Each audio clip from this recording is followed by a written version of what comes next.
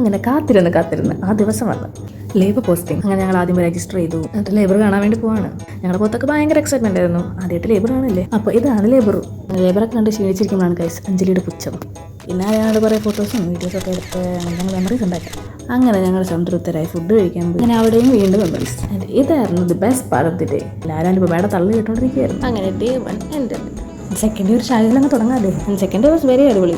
ഞങ്ങളൊരു പുതിയ കാര്യം കണ്ടുപിടിച്ചു. നിങ്ങൾക്ക് അറിയുമെന്നറിയില്ല, നമ്മുടെ ഗവൺമെൻറ് ഹോസ്പിറ്റൽസിൽ ഫ്രീ വൈഫൈ ഉണ്ട്. KFI എന്നാണ് പേര്. It worked. പിന്നെ ഞങ്ങൾ പോസ്റ്റിങ്ങിന് കയറി.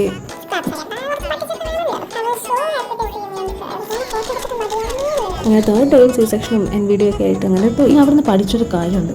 Every contraction of a mother is a battle she fights alone. Yet she does it for someone who hasn't even met it. It's the most viral and beautiful thing I've ever seen. When I stood there, what shook me wasn't the face of the baby. It was the face of the mother.